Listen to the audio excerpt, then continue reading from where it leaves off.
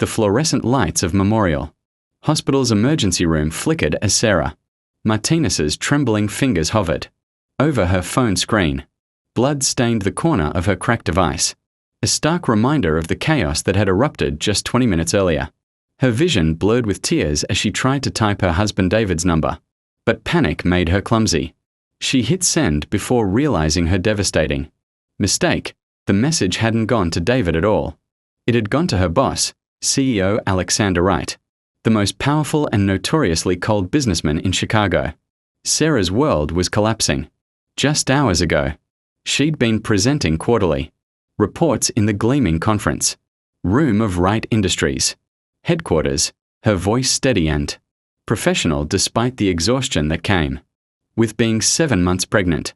Now she sat in a plastic hospital chair, her blouse torn, her pregnant belly exposed to the harsh hospital air, waiting for news that would either save her life or destroy it. The message she'd accidentally sent flashed on her screen. David, I've been in an accident. The baby. Please come. St. Memorial ER. I'm scared. She imagined Alexander Wright, with his steel grey eyes, perfectly tailored suits, and reputation for firing employees who showed weakness, reading those words. He'd probably delete the message without a second thought. Men like him didn't concern themselves with the messy, complicated lives of their subordinate employees. She was just another name on a payroll spreadsheet to him. But Sarah was wrong about Alexander Wright. 42 floors above Chicago's bustling streets, Alexander stood at his office window, watching the city lights twinkle like distant stars. His reflection in the glass showed what everyone else saw, a man in complete control, untouchable, unshakable. What they couldn't see was the photograph hidden in his desk drawer, the one he never showed anyone. It was of a young woman with kind eyes and a baby wrapped in a blue blanket. His wife Emma and their son Jacob, both gone for 8 years now, taken by a drunk driver on a rainy Tuesday afternoon. When his phone buzzed with Sarah's message, Alexander's first instinct was to ignore it. Personal drama had no place in his carefully constructed world. But something about those words, "I'm scared," stopped him cold. Emma had texted those exact words the day she died. By the time he'd gotten to the hospital, it was too late. He grabbed his car keys without a second thought. The drive to St. Memorial took 17 minutes. Alexander burst through the emergency room doors like a man possessed, his expensive Italian shoes squeaking on the linoleum floor. A nurse looked up in surprise as this imposing figure in a three-piece suit demanded, "Sarah Martinez. Where is she?" He found her in a curtained bay, her face pale and streaked with tears, her hands cradled protectively over her stomach. When she saw him, her eyes widened in horror and confusion. "Mr. Wright? I didn't mean to. It was an accident. Where's your husband?" His voice was sharper than he intended. "I don't know. I've been calling, but he's not answering. He's on a construction site upstate, probably no signal." Her voice cracked.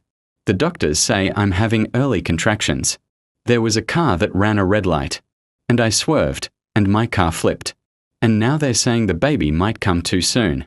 And I'm only 7 months, and—" "Breathe," Alexander said, surprising himself with the gentleness in his voice. He pulled up a chair and sat beside her. "Tell me what the doctors said. All of it." Over the next 30 minutes, Alexander Wright transformed into someone his board members wouldn't recognize. He spoke with Sarah's doctors, translating their medical jargon into plain English for her. He made phone calls to bring in the hospital's best obstetrician. He contacted the construction company employing David Martinez and had them send a helicopter to retrieve him from the remote site. And when Sarah began to sob uncontrollably, terrified that her baby wouldn't survive, he held her hand and told her something he'd never told anyone. 8 years ago, I lost my wife and son," he said quietly. "I wasn't there when they needed me. I was in a meeting I thought was too important to leave. By the time I got to the hospital, they were gone." His voice caught. "I'm here now, Sarah. You're not alone. Your baby is going to fight, and so are you. And I'm not going anywhere until your husband gets here." Sarah squeezed his hand, seeing for the first time the human being beneath the corporate armor. The hours that followed were a blur of medical activity. Sarah's condition worsened, and the decision was made. They needed to deliver the baby immediately. David still hadn't arrived. As they wheeled her toward the operating room, Sarah gripped Alexander's sleeve. "Please," she whispered, "don't leave me." Alexander Wright, who hadn't set foot in a hospital since the day his family died, who had spent 8 years building walls around his heart, walked into that operating room and stayed by Sarah's side. He held her hand through every contraction, every moment of fear, every tear. And when the doctors pulled a tiny, perfect baby girl into the world, 3 pounds, 2 ounces of fighting spirit, Alexander felt something he thought he'd buried forever: hope. The baby's cry was weak but present, and the medical team rushed her to the NICU. Sarah, exhausted and overwhelmed, reached for Alexander's hand once more. "Thank you," she whispered. "You saved us." David Martinez arrived an hour later, his face white with terror. Still wearing his construction gear, he found Alexander sitting outside the NICU, watching through the glass as nurses tended to the tiny infant, hooked up to various machines. "You're Mr. Wright," David said, confusion evident in his voice. "Sarah's boss. Why are you?"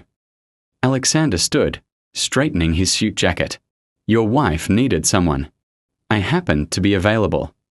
He paused, then extended his hand. "She's strong. The baby's strong. The doctors say with time, your daughter will be just fine." David shook his hand, tears streaming down his face. "I don't know how to thank you.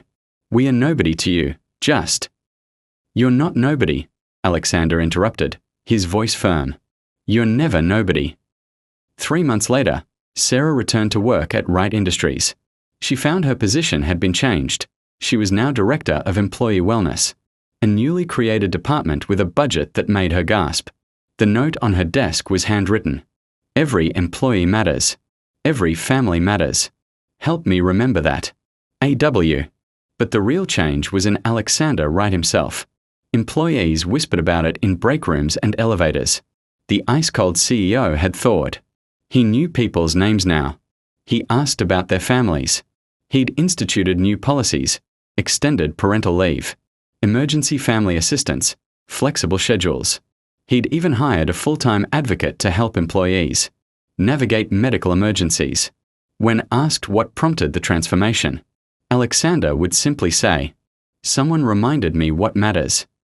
Baby Emma Martinez, named after someone she'd never meet but who had touched her mother's life profoundly, thrived. On her first birthday, her parents brought her to Wright Industries. Alexander Wright, the most powerful CEO in Chicago, sat on his office floor playing with a toddler who giggled and called him Alex, while her parents looked on with grateful tears. That evening, Alexander opened his desk drawer and placed a new photograph beside the old one. It showed him holding baby Emma in the hospital, Sarah sleeping in the background, both of them alive because he'd chosen differently this time. One accidental text message, one moment of choosing humanity over detachment, one decision to be present instead of hiding. Sometimes the most powerful thing we can do is simply show up for another human being. Sometimes saving someone else saves us too. And sometimes the mistakes we make lead us exactly where we need to be, toward connection, toward healing, toward becoming the people we were always meant to become. Sarah's text had found the wrong number but exactly the right person. And in answering that call, Alexander Wright discovered that the greatest success isn't measured in profit, margins, or quarterly reports. It's measured in the moments we choose compassion over convenience, presence over perfection, and love over fear. In a world that often feels cold and disconnected, we all have the power to be someone's Alexander Wright, to show up when it matters most, to hold someone's hand through their darkest hour, to prove that they're not nobody, that they matter, that they're not alone. That's the kind of power that changes everything.